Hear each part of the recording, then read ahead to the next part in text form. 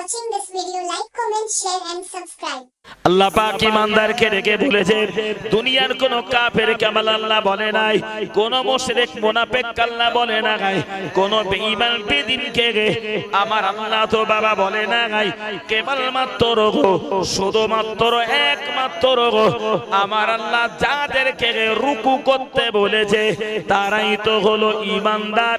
আল্লাহকে যারা এক বলে মেনে নিয়েছে, লা ইলাহা ইল্লাল্লাহ, আল্লাহ ছাড়া কোনো মাবুদ নাই, ইলাহা নাই, উপাস্য নাই, তিনি এক, তিনি একক, তিনি মহের, তিনি হলেন আহাদ। তোমরা যারা আমাকে এক বলে মেনেছো গো, তোমরা যারা আমাকে এক বলে স্বীকার করেছো গো, আমি আল্লাহ তোমাদেরকে ঘোষণা করে দিলাম, ও ঈমানওয়ালারা, ও বিশ্বাসীরা, ও গো আল্লাহ বিশ্বাসীরা, আমানু রুকাউ, তোমরা রুকু করো। কোন বেঈমান কাফের আল্লাহ যখন বলেনি তাদের রুকুর প্রয়োজন আছে? প্রয়োজন নাই। তাহলে রুকু যখন আল্লাহকে যারা বিশ্বাস করেছে তাদেরই জন্য রুকু অপরিহার্য আল্লাহর তরফ থেকে। তোমরা রুকু করো। কোন কাফের যদি মনে করে আমি রুকু করব, তাহলে রুকু করার পূর্বে তার শর্ত হলো ঈমান আনো। বুঝা গেল না? ঈমান আনো, নিজেকে আগে ঈমানদার তৈরি করো, একত্ববাদকে আগে স্বীকার করে নাও, মনে প্রাণে অন্তরে তুমি গেঁথে নাও, তারপরেই তো তোমার জন্য রুকু। রুকু কাফেরের জন্য নয়, কেবলমাত্র রুকু হলো ঈমানদারের জন্য। ও মুসলমান ভাই আমার, আমি আপনাকে বাবা বোঝাতে চেয়েছি, আল্লাহ ঈমানদারকে ডেকে বললেন, আমানু রুকাউ, তোমরা রুকু করো, রুকু করো, রুকু করো। ও মুসলমান ভাই আমার, আমরা তো বাবা নামাজে দাঁড়িয়ে যাই তাহার ইমামাদি, আমরা নামাজে তাহার ইমামাদি একা নামাজ পড়ি আর মুক্তাদি সাজি ইমামের পিছনে। আমরা যখন রুকুতে চলে যাই, দুই কানা হাত আমরা হাঁটুতে ফেলে অবশ্যই ওখানে আল্লাহ পাকের একটা তাসবিহ আদায় করি।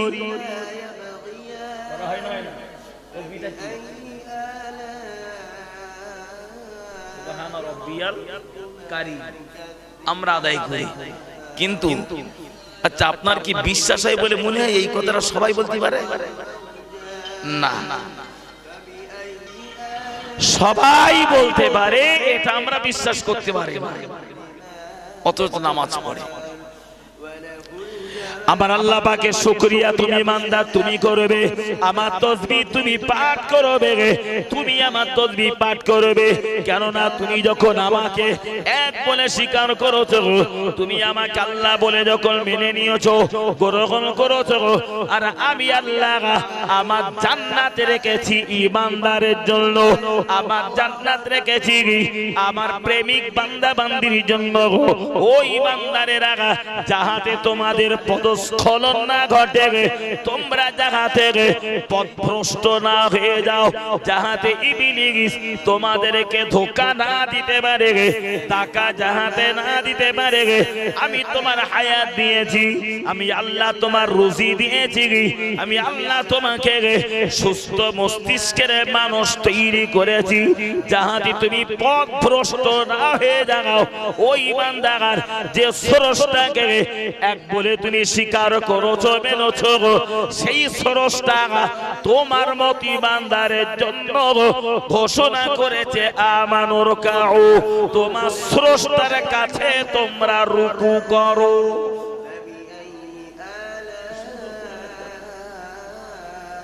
রুকুতে তোমার স্রষ্টার স্মরণ, তার তাসবিহ ভুলে যেও না, ভুলে যেও না। আমি ছাড়া তোমার কেউ নাই। কেউ আছে আমার আল্লাহ ছাড়া? আমাদের কথা বলে, আল্লাহ ছাড়া আমাদের কেউ নাই, কেউ নাই। তামাম দুনিয়াটাই হলো আমাদের কাছে একটা মিছে মায়া। এ দুনিয়ার কোনো দাম নাই, কোনো মর্যাদা নাই, কোনো মূল্য নাই, একটা মিছে মায়া। ও মুসলমান ভাই আমার, মহান আল্লাহ কোরআনের পরের শব্দে আবার ঈমানদারকে ডেকে বললেন, ও ঈমানদার বান্দা বান্দিরা, ওগো আমার বিশ্বাসী বান্দা বান্দিরা, আমি আল্লাহ যেমন তোমাদেরকে বলেছি তোমরা রুকু করো, পরে কোন আল্লাহ বলেছেন অসজুদু, ও বান্দা বান্দি, ও ঈমানওয়ালারা অসজুদু, আমি আল্লাহ তোমাদেরকে বলে দিলাম তোমরা ফের আবার সিজদা করো। সুবহানাল্লাহ, অসজুদু, তোমরা সিজদা করো। আল্লাহ কোরআনের ভাষায় আমাদেরকে জানিয়েছে আমানু রাকাউ, তোমরা রুকু করো, ওই ঈমানওয়ালারা অসজুদু, তোমরা সিজদা করো। তাহলে সিজদা করবে আমার আল্লাহকে যারা, তারাই হলো মুসলমান। আল্লাহকে যারা সিজদা করবে তারাই তো হলো ঈমানদার। আল্লাহকে যারা সিজদা করবে তারাই হবে কোরআন বিশ্বাসী, তারাই তো হবে বাবা নবী প্রেমিক। এই নবী প্রেমিক আল্লাহ বিশ্বাসী কোরআন বিশ্বাসীদের রেখে গই তাম পৃথিবীর হাজার লক্ষ কোটি বান্দা বান্দি থাকার পরেও কাউকে না রেখে গে কেবলমাত্র আল্লাহ বিশ্বাসীদের রেখে গে আমার আল্লাহ ডেকে বললেন অসজুদু, তোমরা সিজদা করো। ও মুসলমান ভাই আমার, অবশ্যই আমরা আমার রবের কাছে সিজদাই তো লুটিয়ে যাই। আমরা সিজদা করি না, করি না? কথা বলে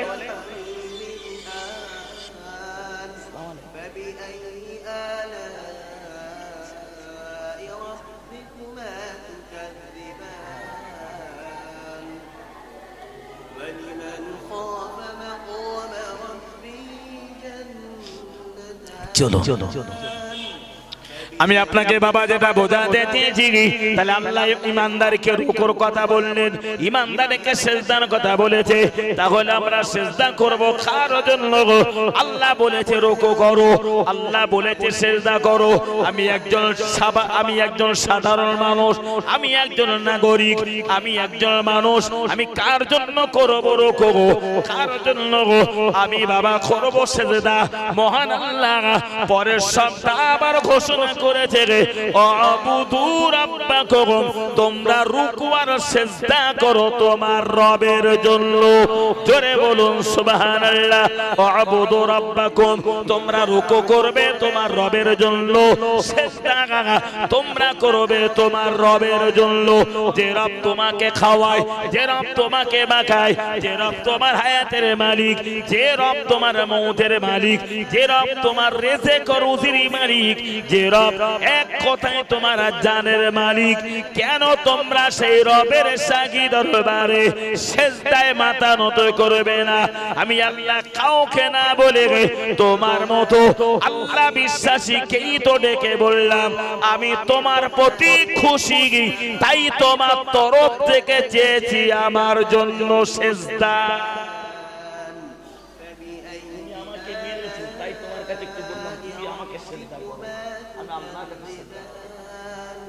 আল্লাহ তো কোনো কাফেরকে বলেনি, আল্লাহ কাফেরের প্রতি খুশি না তাই বলেনি। আল্লাহ কোনো বেঈমান মুশরিক মুনাফিক কাউকে বলেনি, আল্লাহ তাদের প্রতি খুশি না তাই তাদের বলেনি। তাহলে আল্লাহকে যারা মেনে নিয়েছে এক বলে আল্লাহ তাদের প্রতি খুশি, তাই আল্লাহ বলেছে তোমাদের প্রতি আমি আল্লাহ খুশি, তাই তোমরা আমার রুকু করো, তাই তোমরা আমার সিজদা করো। আমি আল্লাহ আরো খুশি হব আমার শাহী দরবারে সিজদায় লুটিয়ে গিয়ে। সুবহানাল্লাহ বলবেন না? অথচ আমরা তো সিজদা করতে চাই না, আমরা করতে চাই না। যদিও সিজদা করি, আপনি দেখুন সিজদায় কত ত্রুটি আমাদের, কত গলদ আছে। যদি বলেন গলদগুলো কি? আমরা তো জানি যে আল্লাহ আমাকে রুকু করতে বলেছে, ওটা তো ভালো কাজ নামাজের ভিতর আদায় করতে হয়। যে আল্লাহ আমাকে সিজদা করিতে বলেছে ও তো বাবা ভালো কাজ, ওটাও তো নামাজ আদায় করিতে হয়। মহান আল্লাহ পরে কোন বলেছে, ওই ঈমানওয়ালারা আমি আল্লাহ এবার তোমাদের জন্য ঘোষণা করে দিলাম ওয়াফআলুল খায়রা, ও বান্দা বান্দি, ও ঈমানওয়ালারা ওয়াফআলুল খায়রা, আমি আল্লাহ বলছি তোমরা ভালো কাজ করো। ছোট্ট ছোট্ট কি সুন্দর কথা দেখুন। ইমানদারকে রুকুর কথা বলেছে, ইমানদারকে সিজদার কথা বলেছে, বলে আল্লাহ ইমানদারকে বললেন আফআলুল খায়রা, তোমরা ভালো কাজ করো। তাহলে আবার আল্লাহ যখন ইমানদারকে ডেকে বলেছে আফআলুল খায়রা, তোমরা ভালো কাজ করো, এটাই যখন মালিকের তরফ থেকে তার গোলামের প্রতি নির্দেশ, তাহলে আমরা কথায় বুঝতে পারি ইমানদার কখনো মিথ্যা কথা বলতে পারে না, ইমানদার কখনো অন্যায় করিতে পারে না। কেননা রাসূলুল্লাহ বলেছে ইমানদার কখনো মিথ্যাবাদী হতে পারে না। নবী বলেছে ইমানদার যারা এরা কখনো মিথ্যাবাদী হতে পারে না। ফের নবী রাসূল বললেন ও বাবা সাহাবীরা, মিথ্যাবাদীরা কখনো ইমানদার হতেও পারে না। ইমানদার যেমন মিথ্যা কথা বলতে পারে না, মিথ্যাবাদীও আল্লাহর কাছে ইমানদার হতে পারে না।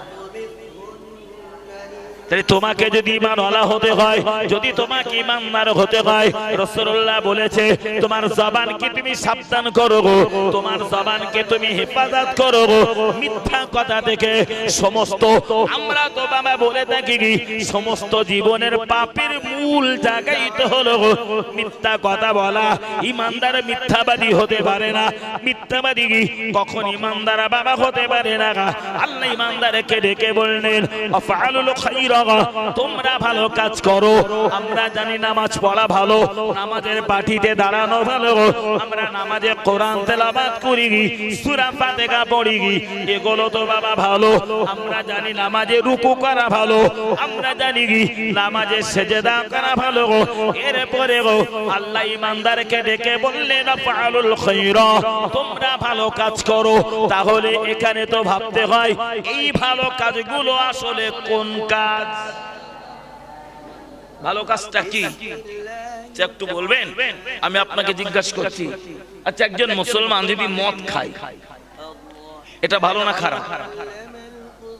একজন মুসলমান যদি সুদ খায় এটাও খারাপ।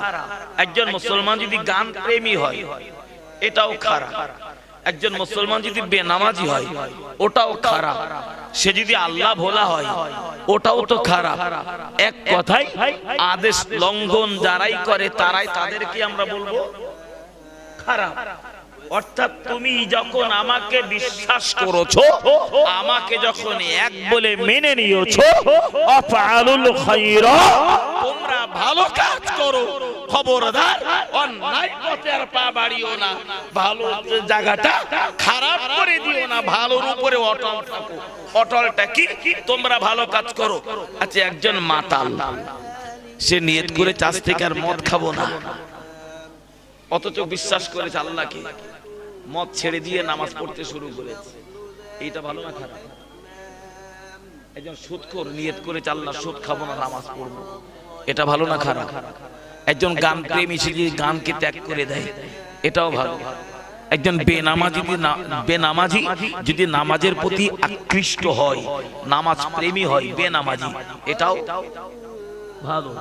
এক কথায় অন্যায় থেকে ন্যায়ের পথে আসাটাই তো ভালো।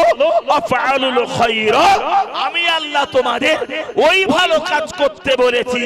ওই ইমানদার ঈমান আনার পরে মাতলামি করো না, ঈমান আনার পরে সুদ খেও না, ঈমান আনার পরে ঘুষ খেও না, নাফরমানি করো না, জুলুম করো না, অত্যাচার করো না।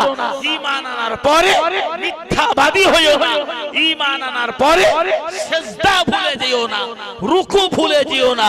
আমি আল্লাহর আদেশের প্রতি আকৃষ্ট হও, যাহাতে তোমাদের পদস্খলন না ঘটে, যাহাতে তোমরা পথভ্রষ্ট না হয়ে যাও। তাই আমি আল্লাহ তোমাদের এই ভালো কাজগুলো করতে বলেছি। ওয়াফআলুল খায়রা, একদিকে যেমন নামাজ পড়া ভালো, একদিকে যেমন রুকু করা ভালো, সিজদা করা ভালো, ঈমানদার অপর দিকে অন্যায় কাজ না করাটাই ভালো।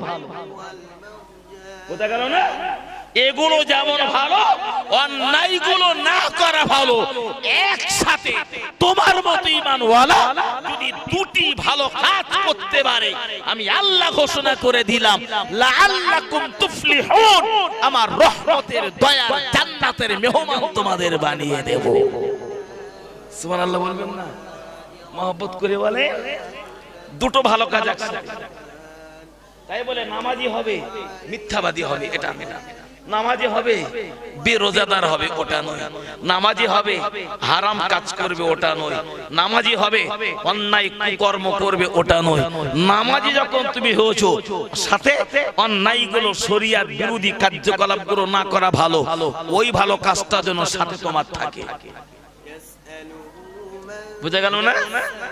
অন্যায়টা না করা এটা যেমন ভালো কাজ, আর নামাজ আদায় করলাম ওটাও ভালো কাজ। আল্লাহ এই মানুষটা অপরাধ করছে, আল্লাহ ওই অপরাধ থেকে তুমি আমাকে হেফাজত করো, এই নিয়তটাই তো আল্লাহ খুশি হন। এই নিয়তেও আল্লাহ খুশি হন, আর আল্লাহ খুশি হয় মানে আমার আমলের পরিমাণ তো আস্তে আস্তে বাড়বে, মানে সওয়াবের পরিমাণ, নেকির পরিমাণ বাড়বে কি না? দেখুন তো কোরআন কত সুন্দর মধুমাখা মানে বলে দিয়েছে, কত সুন্দর ভাবে উল্লেখ করেছে।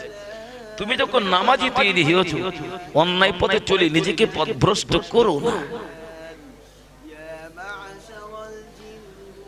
মসজিদের চেহারা দেখছি, সম্ভবত মসজিদটা নতুন তৈরি হয়েছে বলে মনে হয়, তাই না? আচ্ছা একটু বলবেন, আমি এতক্ষণ তো নামাজের কথা বোঝাচ্ছিলাম, সাথে আমি আরেকটু বলি।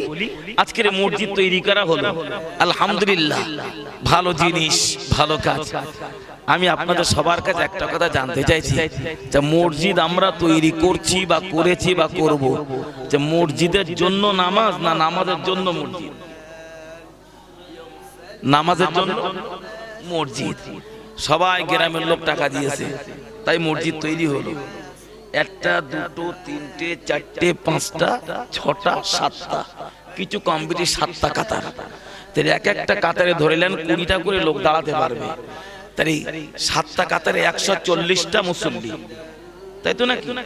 7 কাতার 140 জন, এই 140টা মানুষ সবাই তো কম বেশি টাকা দিয়েছে না, তাই না? তার সামর্থ্যের উপরে কম বেশি সবাই দিয়েছে, টাকা দিয়েছে, তার টাকায় মসজিদ তৈরি হলো, তার মেহনতে তৈরি হলো, তার যুক্তিতে তৈরি হলো, তার বুদ্ধিতে তৈরি হলো, অথচ মসজিদে নামাজ পড়লো না। আমি খেতে পারবো 100 গ্রাম চালের ভাত, যদি আমাকে 20 গ্রাম খেতে দেন, আমি খুশি হব না মনে মনে কষ্ট পাবো? হ্যাঁ হ্যাঁ, আমি তো কষ্ট পাবো যে আমাকে দাওয়াত করে এতটুকু খাওয়ালে, দেবে না বাবা, একরকম ছিল ভালো। মসজিদ তৈরি করলাম 150 লোকে, আচ্ছা কাতারা যদি থাকে মাত্র 7 জন আর 8 জন, আর বাকি কোনো যদি খালি পড়ে থাকে, আল্লাহর কাছে কইবা দিতে হবে কিনা? কথা বলেন না কেন? মসজিদ তৈরি করলে যেমন নেকি হয়, মসজিদ বানালে কিন্তু আবার কঠিন গুনাহগার হতে হয়। মসজিদ বানিয়েছো, মসজিদের খোরাক যদি তুমি পূর্ণ না করতে পারো, নামাজি আর মুসল্লিকে দিয়ে মসজিদকে যদি আবাদ না করতে পারো, এই মসজিদ কিয়ামতের দিনে তোমার বিরুদ্ধে আল্লাহর কাছে নালিশ করবে। হ্যাঁ, বিরিরে দাঁড়া, টাকা দিলেই মসজিদ। আপনি বলবেন হ্যাঁ তাই তো মসজিদ, অবশ্যই, কেননা একটা হাদিস তো আছে। হাদিস আছে না? কি হাদিস? সাথে বলি, প্যারে নবী মুহাম্মদ রাসূলুল্লাহ সাল্লাল্লাহু আলাইহি ওয়াসাল্লাম নবী আমার বলেছেন, ও বাবা সাহাবীরা মনে রাখো, আমি রাসূলুল্লাহ বাবা তোমাদেরকে জানিয়ে দিলাম, মান বানা লিল্লাহি মাসজিদান বানাল্লাহু লাহু বাইতান ফিল জান্নাহ। রাসূল বলেছেন, মান বানা লিল্লাহি মাসজিদান, পৃথিবীতে তোমরা যারা মসজিদ বানিয়েছো, মসজিদ যারা নির্মাণ করেছো, মসজিদ যারা খাড়া করেছো, কায়েম করেছো, আমি রাসূলুল্লাহ বলে দিয়েছি, বানাল্লাহু লাহু বাইতান ফিল জান্নাহ, আল্লাহ রাব্বুল আলামিন তাদের জন্য তারা জান্নাতের ভিতরে এক একটা করে ঘর আমার আল্লাহ বানিয়ে দেবে। একবার জোরে বলুন সুবহানাল্লাহ। তাহলে রাসূল যেটা বলেছে আল্লাহর তরফ থেকেই বলেছেন, আমার আল্লাহ আমার নবীকে যেটা বলেন রাসূল তো সেটাই বলেন। আমার নবী নিজে গা ফুড়ে কোনো কথা বাবা বলে না।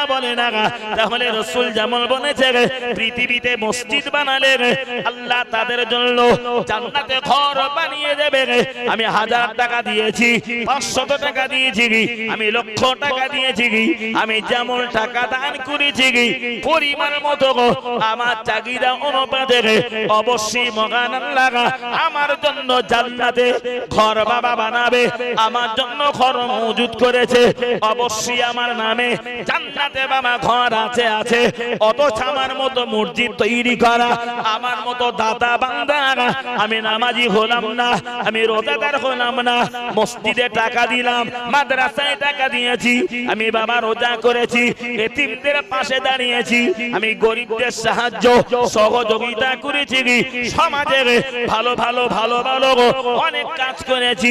তবে অপরাধ হলো এক টাকায় আমি নামাজি তৈরি হলাম না। ও মুসলমান ভাইরা, কিয়ামতের কঠিন দিনে আল্লাহ পাকের সাক্ষী দরবারে সবাই যখন আসামি হয়ে দাঁড়িয়ে যাব, রাসূলুল্লাহ বলেছে কিয়ামতের মহা ময়দানে আল্লাহ পাক কাহারো ডান হাত আমলনামা উঠাবে, কাহারো বাম হাতে বাবা আমলনামা উঠাবে। রাসূলুল্লাহ বলেছেন কিয়ামতের মহা ময়দানে আমার আল্লাহ এই সমস্ত বান্দা বান্দীগুলোর আমলনামা তাদের হাতে উঠিয়ে দিবে, আর আল্লাহ বলিবে যা বান্দা চলে যা, আমার জান্নাতে চলে যা, চলে যা, আমার জান্নাতে চলে যা। অবশ্যই তো আল্লাহর তরফ থেকে আমি যখন ঘোষিত হয়ে যাব আমি একজন জান্নাতি, আল্লাহ যখন আমার হাতে সার্টিফিকেট উঠিয়ে দিবে আর জান্নাতি বলে বাবা ঘোষণা করে দিবে, অবশ্যই সেদিন আমি আমার জানেও তৃপ্তি পাবো। দুনিয়াতে যে ভালো কাজগুলো করেছিলাম আল্লাহর রহম, আল্লাহ তার ফায়দা দিয়েছে, আমি জান্নাত পেয়েছি। বসিরহাট স্টেশন থেকে প্ল্যাটফর্ম থেকে আপনি ট্রেনে করে শিয়ালদায় যাবেন, টিকিট কেটেছেন, দাদা একটা টিকিট দেন শিয়ালদা, একটা টিকিট দিয়েছে, বললো 30 টাকা দাও, দেওয়া হলো না, 30 টাকা দিলাম, টিকিট নিলাম, গাড়িতে চড়লাম, যেই শিয়ালদায় গিয়েছি চেকার বলছে টিকিট দাও, কেন টিকিট দেখবে না, কেটেছি আমি সত্যকারের, আমি কেটেছি ঠিক, তারপরও তো প্রমাণ চেকার চাইবে, তুমি সত্য না মিথ্যা দেখাতে হবে তো নাকি। আমি শিয়ালদায় পৌঁছে গেলাম, টিকিট যদি দেখাতে পারলাম সসম্মানে চলে গেলাম, টিকিট যদি না দেখাতে পারি তাহলে মান সম্মানের একটু ক্ষতি একটু হলেও হবে তো নাকি। আমাকে গালিও শুনতে হতে পারে, ছোট মোটা কথা শুনতে হতে পারে, মায়ের প্রয়োজনে খেতে হতে পারে, জরিমানাও হতে পারে, ওরা ইচ্ছা করলে অল্প সময়ের জন্য হলো জেলেও দিতে পারে, নাকি বলে পারে। আমার আল্লাহ পাক যখন ঘোষণা করেছে বান্দা চলে যা, চলে যা, জান্নাতে চলে যা, জীবনে পৃথিবীতে মসজিদ বানালি আমি আল্লাহ খুশি হলাম, পৃথিবীতে মাদ্রাসা বানালি আমি আল্লাহ খুশি হলাম, গরিব অসহায়দের মাথায় হাত বুলিয়ে তাদের সাহায্য করেছিলি, সহযোগিতা করেছিলি, আমি আল্লাহ তাতে খুশি হলাম। সমস্ত আমার জীবনে ভালো কথা বলো আল্লাহ পাক উল্লেখ করে আমাকে জান্নাতি বলে যেই না বাবা ঘোষণা করে দিবে, মনের আনন্দে আমি জান্নাতের টিকিট সার্টিফিকেট নিয়ে আনন্দ করিতে করিতে করিতে করিতে আল্লাহ পাকের জান্নাতের দোর গোড়ায় যেই না বাবা পৌঁছে যাব, ওই জান্নাতের দোর গোড়ায় টিকিট দেখার জন্য চেকার অপেক্ষায় আছে।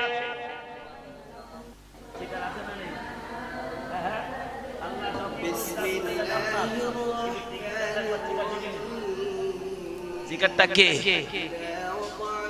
বলে? ফেরেশতা, জান্নাতি ফেরেশতা, তার নাম রিদওয়ান। রিদওয়ান একদম জান্নাতের দোরগোড়ায়। কি খবর? আল্লাহ আমাকে জান্নাতি ঘোষণা করেছে। টিকিট দেখি, দেখবে না? কথা বলেন না কেন দেখবে না? টিকিট দেখি, আমি আমার সার্টিফিকেট তুলে দিলাম, এই লাও। দেখলো না লোকটা মসজিদে 1 লাখ টাকা দিয়েছে, মাদ্রাসায় 50,000 টাকা দিয়েছে, দুটো গরিব লোকের মেয়ের বিয়ে দিয়ে দিয়েছে, একজন লেখাপড়া করছিল না, করতে পারছিল না, টাকার হবে তার জন্য তার 10,000 টাকার বই পুস্তক কিনে দিয়েছে, আরেকজন মানুষের দুটো ঔষধ কিনে দিয়েছে, রাস্তার ধারে মানুষের সুবিধার জন্য দুটো কল বসিয়ে দিয়েছে। এই তো ভালো ভালো ভালো ভালো কাজ করেছে।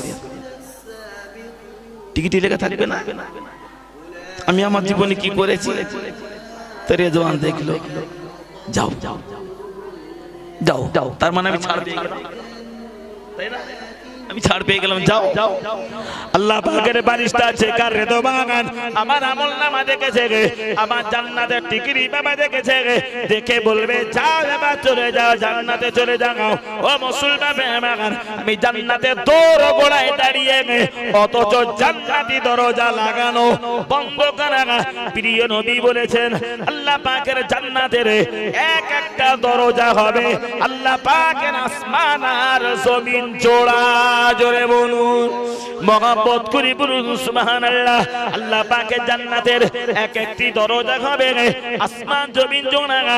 আমি আল্লাহ পাকের সেই ফেরেশতাকে ডেকে বলবো, হে ফেরেশতা রিদওয়ান, আল্লাহ পাক আমাকে জান্নাতি বলে ঘোষণা করেছে, তোমার কাছেও আমি অর্ডার পেয়ে গেলাম, পারমিশন পেয়ে গেলাম, দরজা খুলে দাও, চলে যায় জান্নাতে।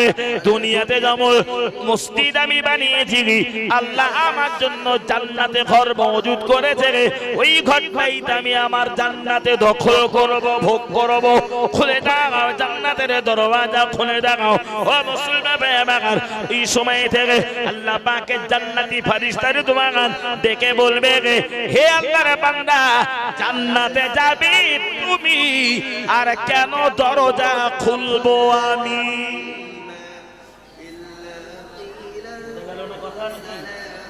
কিছু বলেন না কেন? হ্যাঁ, জান্নাতে যাবে তুমি, আর কেন দরজা খুলবা আমি? তুমি যাবে, খুলে দাও। বলে খুলবো কি করে? বলে কেন? বলে তালা মারা তো লাগিয়ে তালা মেরে দিয়েছে। বলে তালা মেরেছে, চাবি দিয়ে খোলো, চাবি লাগাও। চাবি কই? বলে তা তো জানি না। বলে তা জানো না, তা কোথায়? চাবি কোথায়? ফেলে রেখে এসেছো কোথায়? চাবি কই? তোমার এতে তো সবকিছু লেখা আছে, রোজা করেছো, হজ করেছো, হ্যান ত্যান স্যান নানান তাল সবকিছু করেছো, কই তোমার চাবির কথা তো লেখা নাই।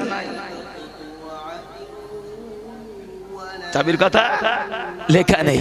প্রিয় নবী বলেছেন আসসালাতু মিফতাহুল জান্নাহ, আসসালাতু মিফতাহুল জান্নাহ।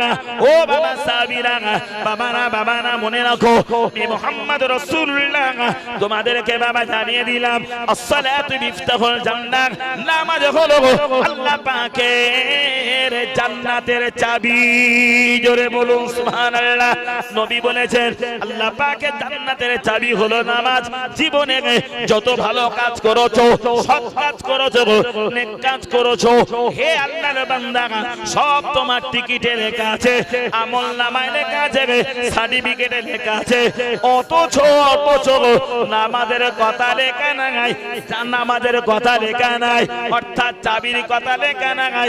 তুমি চলে এসেছো আল্লাহ পাকের জান্নাতের দরগোড়ায়, আর চাবিটা ফেলে রেখে কেন এসেছো দুনিয়ায়? চলে যাও, চলে যাও, চলে যাও। আল্লাহ জান্নাত তোমার জন্য নসিবে জুড়বে না, জুড়বে না। মূলত আল্লাহ প্রেমী যারা হয়ে যায়, আল্লাহ ওয়ালা যারা হয়ে যায়, আল্লাহর জন্য যারা রুকুতে মাথা নত করেছে, আল্লাহর জন্য সিজদায় যারা মাথা লুটিয়ে দিয়েছে, আল্লাহ প্রেমী যারা হয়েছে, ফেরেশতা তো ডেকে বলবে জান্নাতের দরগোড়ায় আসার সাথে সাথে আল্লাহ পাকের জান্নাতের দরওয়াজা অটোমেটিক খুলে যায়। জোরে বলুন। এর ভিতরে হজ করতে গিয়েছেন কেউ? হাজি আছেন? আচ্ছা, আলহামদুলিল্লাহ। যারা হাজি আছেন ওরা খুব ভালো বুঝবেন, হজ করতে গেলে আমাদের কলকাতার দমদম এয়ারপোর্টে যেতে হয়। হ্যাঁ, এয়ারপোর্টে যেতে হয়। আর এয়ারপোর্টের ভিতরে দুটো তিনটে কাঁচের দরজা আছে, আছে না? একদম সবসময় লাগান। আচ্ছা, আমি তো হেঁটে হেঁটে যাবো, যে দরজা ঠেলে খুলে তাই ভেতরে ঢুকতে হয় না অটোমেটিক খুলে যায়? স্ক্রিনটা আস্তে করতে হয় না, ঠিক করে একটা রেঞ্জের ভিতরে আপনি সামনে পৌঁছানোর আগে দরজা অটোমেটিক খুলে যাবে, ভিতরে ঢুকে যাবেন, দরজা লেগে যাবে। ঠিক বলছি তো নাকি আমি? হ্যাঁ হ্যাঁ, ও খোলারও প্রয়োজন নাই, তুমি পৌঁছালে দরজা তোমার জন্য উন্মুক্ত হয়ে যাবে। জান্নাতে যাবে তুমি কেন দরজা খুলবা মিগি নামাজি যারা প্রকৃত নামাজি প্রকৃত যারা ইবাদতকারী নামাজি প্রকৃত যারা রুকুকারী প্রকৃত যারা সিজদাকারী রিদওয়ান ডেকে বলবে হে হতভাগা নাফরমান নামাজি জান্নাতের দরওয়াজার সম্মুখে যেই না পৌঁছায় অটোমেটিক আল্লাহর জান্নাতের দরওয়াজা খুলে যায় খুলে যায় তুমি তোমার জীবনে সব কিছু করেছো নেক কাজ করেছো কত ভালো কাজ করেছো এত কাজগুলির বিনিময়ে আল্লাহ তোমাকে জান্নাতের দোরগোড়ায় পৌঁছে দিয়েছে তোমার জন্য জান্নাতের শান্তি জান্নাতের ভিতরে সুখ আরাম আয়েশ সব মজুদ আল্লাহ করেছে তোমার জন্য জান্নাতের ভিতরে আমার আল্লাহ ঘর মজুদ করেছে ওগো পাপী জান্নাতের দোরগোড়ায় পর্যন্ত পৌঁছাতে পারলে আল্লাহর নামাজ আনতে পারলে না আল্লাহ পাকের জান্নাত তোমার কপালে জুটবে না ফিরে যাও যে গতিতে আনন্দ করতে করতে বা হাসতে হাসতে জান্নাতের পথে চলছিলাম আগিয়ে ফেরেশতা যদি ফিরিয়ে দেয় আমার হাসি বাড়বে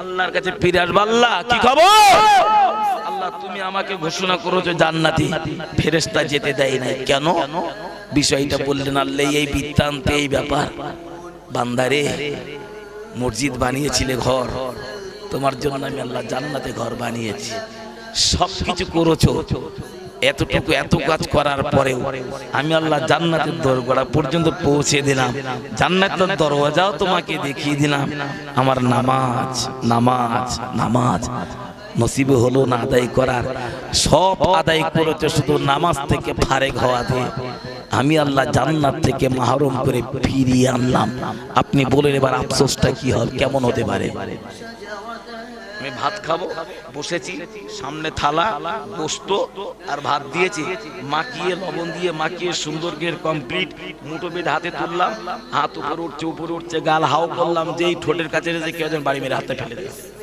কিরম রাগ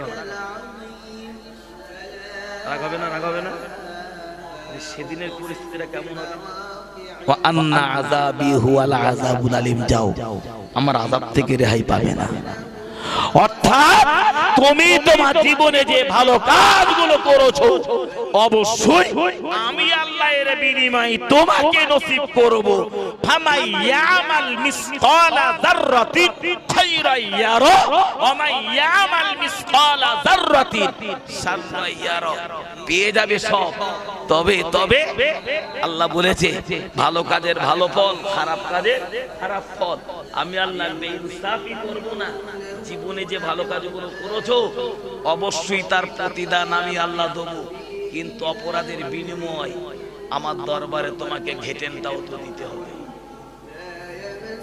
দিতে হবে না ঘেটেন বলে গেল আচ্ছা ঘেটেনটা কোথায় হবে আমাদের ফুটবল খেলার মাঠে নাকি কোথায় হবে কঠিন শাস্তির জায়গা আযাবে জাহান্নাম কত লক্ষ কোটি কোটি কোটি কোটি বছর পার হবে আল্লাহু আলাম আমার আল্লাহ তিনি ভালো জানেন কঠিন আযাবে গ্রেফতার করে করে করে করে করে করে শাস্তি দিয়ে দিয়ে তারপর যদি কোনোদিন আল্লাহর দয়া হয় যদি আল্লাহর দয়া হয় হয়তো জান্নাতের একটা কোনো জায়গায় স্থান পেতে পারি বলে আশা করা যায় তবে সেটা আল্লাহর দয়ার উপরে কিন্তু আমরা কি সে আযাব সে শাস্তি সে কষ্টকে সইতে পারবো বলে মনে হয় আমরা তো পারবো না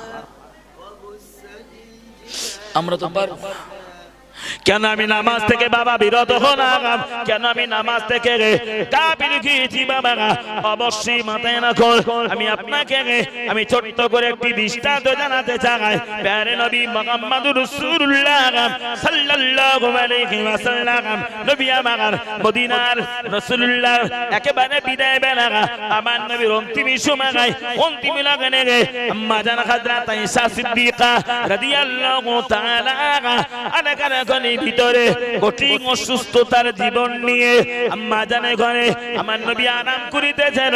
এমন সময় রাসূলুল্লাহ হযরত আবু বকরকে ডেকে বললেন, আবু বকর, ও বাবা আবু বকর, আমি মুহাম্মদ রাসূলুল্লাহ মদিনার মসজিদে নববীতে আজ থেকে নামাজের জামাতের ইমামতির দায়িত্ব তোমাকে দিয়ে দিলাম। জোরে বলুন, মহব্বত করে বলুন সুবহানাল্লাহ। নবী আমার নিজে আবু বকরকে মসজিদে নববীর ইমাম হিসাবে বাবা ঘোষণা করে দিয়েছে। হযরত আবু বকর বুঝেই ফেললেন আমার নবী হায়াতে থাকতে ইমাম হিসাবে আমাকে নিযুক্ত করেছে, মানে মনে হয় নবীর পিছনে ইক্তেদা করা, জামাতে নামাজ আদায় করা আর আমাদের নসিবে জুড়বে না। রাসূলুল্লাহ অতি তাড়াতাড়ি মনে হয় আমাদের থেকে বিদায় নিয়ে চলে যাবে। হযরত আবু বকর এটাই যেন বুঝে ফেলেছে মদিনার মসজিদে নববীতে ও মুসলমানেরা আল্লাহ পাকের নামাজের আযান হয়ে গিয়েছে। আমার নবীর প্রিয় সাহাবীরা নামাজের জন্য মদিনার মসজিদে নববীতে কাতারে কাতার দিয়ে মসজিদে নববীকে কানায় কানায় ভরপুর করিয়াছে। গোটা মসজিদ ভরে আছে মুসল্লি দিয়ে, গোটা মসজিদ কানায় কানায় ভরে আছে নবী সাহাবী দিয়ে। অথচ দেখা গেল আমার রাসূলুল্লাহ ইমামতির জায়গা খালি, ইমামতির জায়গায় আমার নবী নাগায় নাগায় নাগায় সাহাবীরা অপেক্ষা করিতেছে। আরে নামাজের জন্য সকলের আগে মসজিদে নববীতে আমার নবী হাজির হল, জামাতের সবাই আসন্ন। এখন রাসূলুল্লাহ মসজিদে নববীতে কেন হাজির হলো না, কেন হাজির হলো না? এইভাবে সময় পার হতে হতে ও মুসলমানেরা নামাজের শর্ত জামাতের সময় যখন চলে এসেছে দেখতে বাবা জায়গায় রাসূলুল্লাহ ইমামতির জায়গায় হযরত আবু বকর দাঁড়িয়ে যায়। নবীর পরিবর্তে হযরত আবু বকর দাঁড়িয়ে গিয়েছে। গোটা মদিনার মসজিদ সাহাবীরা কেঁদে জারদার। কি কঠিন কান্না। নবী এখন আমাদের মাঝে হায়াতে আছেন, নবীর পরিবার আবু বকর এসেছে, আমার নবী আবু বকরকে নিযুক্ত করেছে নবীর পিছনে নামাজ পড়া। আমাদের কপাল আর জুটবে না, নবী বড় অসুস্থ হয়ে পড়েছে, আমরা বুঝেই ফেললাম। কান্না ভরা চোখ ভরা পানি, দুঃখ ভরা নিয়ে দুঃখ ভরা কান্না, চোখ ভরা পানি বাবা কাঁদিতে কাঁদিতে তামাম সাহাবীরা নামাজে দাঁড়িয়ে গিয়েছে। হযরত আবু বকর ইমামতি করে, আবু বকরের পিছনে তামাম সাহাবী ইক্তেদা শুরু করেছে। জামাত যখন শুরু হয়ে যায় রাসূলুল্লাহ মাজান হযরত আয়েশার ঘরে আছে মসজিদে নববী লাগোয়া একই ডালের পিটানো পিঠ আমার রাসূলুল্লাহর ঘর। সাহাবীরা যখন জামাত শুরু করে দিয়েছে প্রিয় নবী আমার হযরত আয়েশাকে ডাকলেন, ও বিবি আয়েশা, ও বিবি আয়েশা, আমার সাহাবীরা নামাজ পড়িতেছে বিবি, আমার সাহাবীরা নামাজ পড়িতেছে। আয়েশা, আমি মুহাম্মদ রাসূলুল্লাহ বড় অসুস্থ হয়ে পড়েছি, আমি মুহাম্মদ বড় দুর্বল হয়ে গেছি। আয়েশা, আমার চেহারা ঘোরানোর মতো শক্তি নাই, আমি মুহাম্মদ আমার চেহারা ঘোরানোর মতো শক্তি নাই, একা বসার মতো ক্ষমতা নাই, তামাম ক্ষমতা আমার দুর্বল হয়েছে, তামাম ক্ষমতা আমি মুহাম্মাদের হেরাস পেয়েছে। আয়েশা, আমার চেহারাটা মসজিদে নববীর দিকে একটু ঘুরিয়ে দাও। নবী আমার এতটা দুর্বল হয়েছে, এদিকে ঘাড় ঘোরানো, ঘাড়টা ঘুরিয়ে দিকে নিয়ে যাবে। সোনার নবীর শক্তি নাই, শক্তি নাই, বাবা শক্তি নাই। নবী আমার ডেকে বললেন, ওগো বিবি আয়েশা, আমার চেহারাটা ঘুরিয়ে মসজিদে নববীর দিকে ফিরিয়ে দাও। আম্মা জান হযরত আয়েশা সিদ্দিকা রাদিয়াল্লাহু তাআলা আনহা আমার নবী চেহারাটা আস্তে আস্তে ধরে ধরে মসজিদে নববীর দিকে ঘুরিয়ে দিলেন। সাহাবীদেরকে লক্ষ্য করে দেখতে পায় না, চোখে আসে না, নবী আমার যেন নিচে শুয়ে আছে। আমার নবী আয়েশা আবার ডেকে বললেন, ও বিবি আয়েশা, আয়েশা, চেহারাটা ঘুরিয়েছো মসজিদে নববী, চোখে দেখতে পায় না, আমার মহব্বতী সাহাবীদের দেখতে পায় না। আয়েশা দিগি, আমি মুহাম্মদ রাসূলুল্লাহ আমার মাথার তলে হাত দিয়ে আমার মাথাটা উঁচু করে ধরো বিবি, আমার মাথা উঁচু করে ধরো। আম্মা জান হযরত আয়েশা সিদ্দিকা রাদিয়াল্লাহু তাআলা আনহা আমার নবীর মাথার তলে বাবা হাত দিয়ে মাথা উঁচু করেছে। রাসূলুল্লাহ দুনয়ন ভরে মসজিদে নববীর ভিতরটায় তাকিয়ে আছে, সাহাবীরা নামাজ আদায় করে। আম্মা জান হযরত আয়েশা আমার নবী চেহারা দিকে বাবা তাকিয়ে আছে। হযরত আম্মা জান আয়েশা দেখতে পান রাসূলুল্লাহ মদিনার মসজিদে নববীর দিকে অবাক নয়নে তাকিয়ে, আর আমার নবীর দুটি চোখ দিয়ে টপ টপ টপ টপ করে পানি ফোঁটা গড়িয়ে যায়। আমার নবী দুটো ভরা পানি। হযরত আম্মা জান আয়েশা রাসূলুল্লাহ চোখের পানি দেখে কেঁদে ফেললেন। আম্মা জান জিজ্ঞাসা করলেন, ইয়া রাসূলুল্লাহ ইয়া হাবিবাল্লাহ, আপনি বড় সুস্থ মানুষ, হুজুর আপনি কাঁদেন কেন গো? কি হয়েছে একটাবার আমাকে বলুন। আপনি বড় দুর্বল হয়ে পড়েছেন, দেখের কোন জায়গায় ব্যথা হয় না আপনার যন্ত্রণা হয়, কোথায় আপনার কষ্ট হয়, আমি এসে সেই জায়গায় আপনার জন্য সেবা করব, হুজুর আপনার জন্য খেদমত করব। আপনার কান্না আমি আয়েশা সইতে পারি না। আমার নবী আয়েশাকে ডেকে বললেন, ও বিবি আয়েশা, বিবি আয়েশা, আজ আমার কান্না দেখিতেছো বিবি, মুহাম্মাদের চোখের পানি দেখিতেছো। মুহাম্মাদের এটা দুঃখের পানি নয়, মুহাম্মাদের দুঃখের কান্না নয় রে। ও বিবি আয়েশা, আমি রাসূলুল্লাহ কাঁদিতেছি, আমার চোখের কান্নার পানি গুলো আজ সুখের দিনের পানি। আমি মুহাম্মদ সুখের কান্না কাঁদিতেছি। আম্মা জান বুঝতে পারে না। আমার নবীকে ডেকে বললেন, হুজুর দুঃখের কান্না নয়, এটা আপনার সুখের কান্না। আমি বুঝতে পারলাম না। ও নবী, আমি আয়েশাকে একটু যদি ভেঙে বুঝিয়ে দিতেন, যদি একটা আমার আপনি আমাকে বলি বুঝাতেন। নবী আমার আয়েশাকে ডেকে বললেন, ও বিবি আয়েশা, আজ আমার সাহাবীরা মদিনার মসজিদে নববীকে কানায় কানায় ভরপুর করেছে। আমার সাহাবীরা কত সুন্দর তারা জামাতে নামাজ আদায় করিতেছে। আয়েশা, সাহাবীদের কাতার দেখি, সাহাবীদের জামাত দেখি, সাহাবীদের নামাজ দেখি, আর মুহাম্মাদের কলিজা ঠান্ডা হয়ে যায়। ও বিবি আয়েশা, আমার সাহাবীদের জামাতে নামাজ পড়া দেখি, মুহাম্মাদের পূর্বের দিনের ইতিহাসগুলো এক এক করে মনে পড়ে যায়। ও বিবি আয়েশা, আমার সাহাবীরা মসজিদে নববীতে যেভাবে নামাজ আদায় করিতেছে, আমি মুহাম্মদ একদিন আল্লাহর কাবাতে নামাজ আদায় করিতেছিলাম, আল্লাহ পাকের রুকুতে গিয়েছিলাম, আমি মুহাম্মদ সেজদায় চলে গিয়েছিলাম। আমার সাহাবীদের মতো আমি মুহাম্মদ কাবায় আল্লাহ পাকের নামাজের সেজদায় যখন এসে চলে গিয়েছিলাম, বেঈমান কাফিররা আমি মুহাম্মাদের সেই সেজদা হালাতে আমার পিঠের উপরে উটের পচা নাড়িয়ার ভুঁড়িগুলো চাপিয়ে দিয়েছিল। আমি কত কষ্ট পেয়েছিলাম, আমার চেহারার পরিবর্তন হয়েছিল, আমার গালে জিগোবা বার হয়েছিল, আমার গোটা চেহারাটা লাল হয়েছিল, এত কষ্ট পেয়েছিলাম। আল্লাহ সেজদা থেকে বিবি মাথা উঠাই নাই। ও বিবি আয়েশা, আমার সাহাবীরা যে নামাজ পড়িতেছে, এই নামাজের জন্য আমি রাসূল জীবনে কত মার খেয়েছি। আল্লাহর দ্বীনের দাওয়াত দেওয়ার জন্য, নামাজের কথা বলার জন্য আমি মুহাম্মদ তায়েফ বাসীর কাছে গিয়েছিলাম।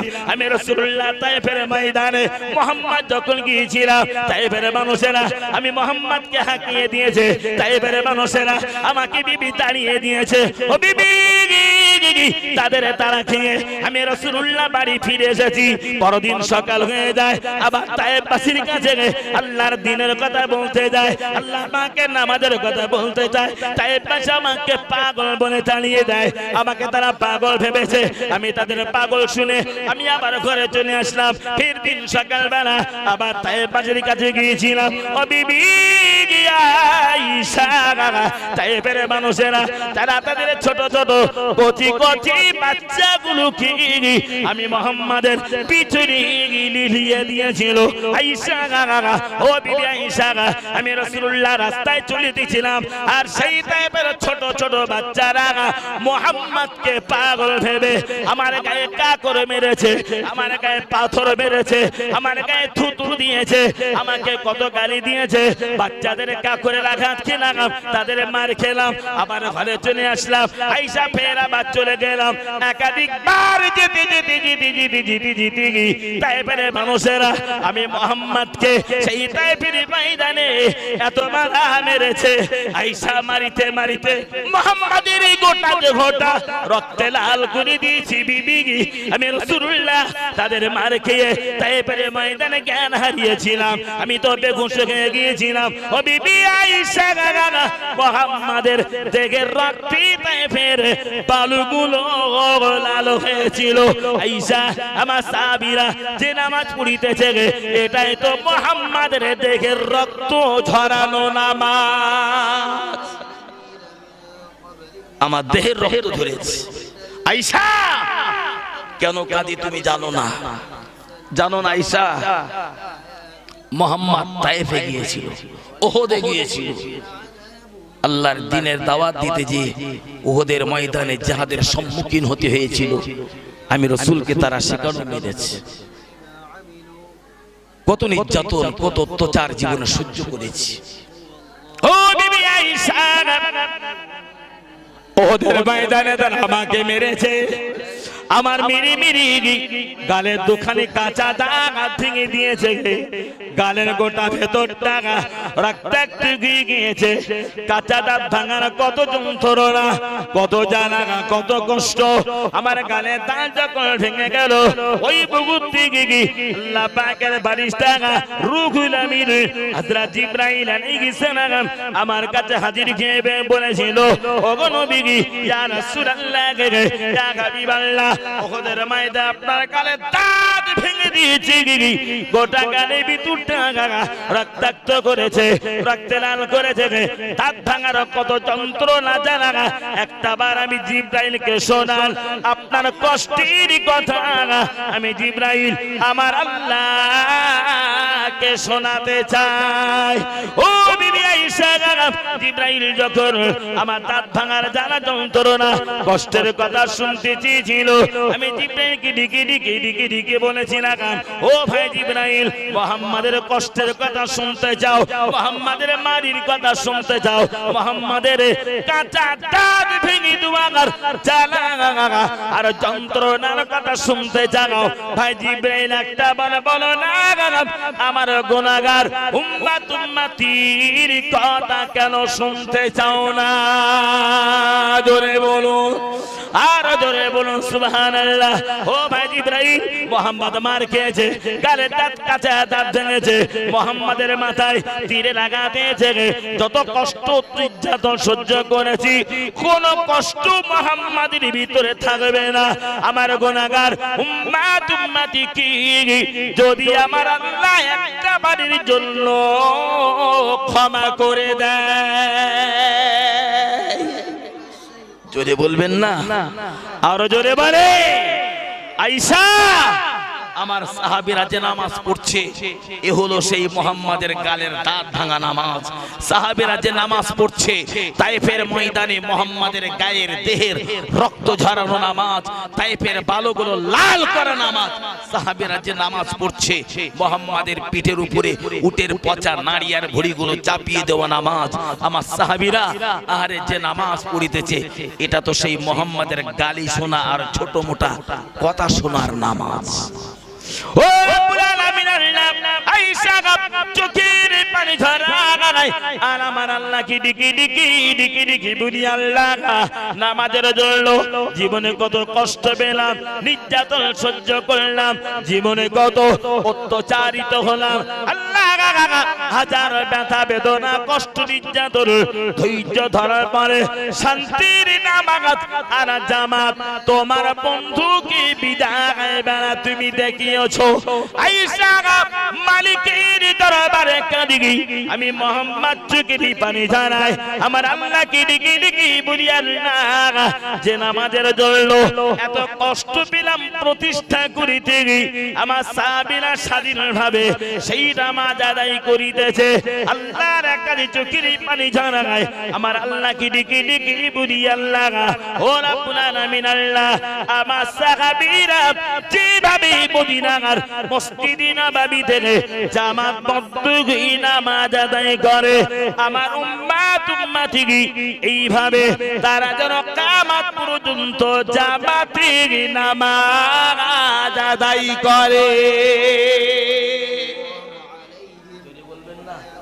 আরো জোরে বলে। রাসূল কেঁদেছেন, এত কষ্ট। নামাজ পড়ার জন্য ট্যাক্স দিতে হয় না, মার খেতে হয় না, অত্যাচারিত হইতে হয় না, নির্যাতন সহ্য করিতেও হয় না। তারপরও সমাজে ওয়াজ নসিহত, যুক্তি বুদ্ধি, মাসলা মাসাইল, ফতোয়া ফারাজ, আলেম ওলামা সবকিছু হওয়া বাড়া বেড়ে যাওয়া, শোনা বোঝা সবকিছুর পরেও গোটা সমাজ যে বেনামাজি সেই বেনামাজি। কথা বলেন ঠিক না ভুল? আপনি বলবেন কই আগের তুলনায় নামাজি বেড়েছে। হ্যাঁ, আমিও বলবো নামাজি বেড়েছে। তো নামাজি বেড়েছে, সুদ কমেছে তো নাকি? বলেন বলেন। নামাজি বেড়েছে, সুদও বেড়েছে। নামাজি বেড়েছে, ঘুষখোর বেড়েছে। নামাজি বেড়েছে, তাসখোর বেড়েছে। নামাজি বেড়েছে, এক কথায় অপরাধী মানুষের সংখ্যাও বেড়েছে। এর জন্য কি নামাজের দোষ? হ্যাঁ, মানুষ নামাজ পড়ার পরেও অন্যায় করে, মানুষ নামাজ পড়ার পরেও সুদ খায়, মানুষ নামাজ পড়ার পরেও আল্লাহকে ভুলে যায়, মানুষ নামাজ পড়ার পরেও পৃথিবীর হাজারো অন্যায় অপরাধ আর কুকর্ম করে না করে না? তাই তো আল্লাহ বলেছে ফাআলুল খায়রা, তোমরা ভালো কাজ করো। শুরুতে বলছিলাম না, অন্যায় করা ইমানদারের চরিত্র নয়, আর অন্যায়কারী ইমানদার নয়। কোন ইমানদার ঈমান আনার পরে যদি অপরাধে জড়িয়ে পড়ো, অন্যায়ে জড়িয়ে পড়ো, আল্লাহ পাকের ঘোষণার সাথে সাথে মালিকের দরবারে তওবা পড়ে ক্ষমা চেয়ে নাও। আল্লাহ বুঝতে পারিনি ত্রুটি হয়েছে, তুমি আমাকে মাফ করে দাও, তুমি আমাকে ক্ষমা করে দাও। সাহাবীরা রাসূলকে জিজ্ঞাসা করেছিল, গো নবী, মানুষ আল্লাহ পাকের কাছে তওবা পড়ে আর দোয়া চাই গুনাহ মাফির জন্য, মানুষের তওবা আমার আল্লাহর দরবারে কবুল হয়? আমার আল্লাহর দরবারে কবুল হয়? রাসূল বলেছেন, সাহাবী শোনো, পৃথিবীর ওই মানুষগুলোর তওবা আল্লাহ কবুল করেন। সেই মানুষগুলো কারা? রাসূল বলেছেন, তুমি যে গুনাহ থেকে বাঁচার জন্য আল্লাহর কাছে তওবা পড়েছো, তওবা করার পরে ওই গুনাহটা যদি আর পুনরায় না হয়, তাহলে তোমার তওবা মালিকের দরবারে কবুল হয়।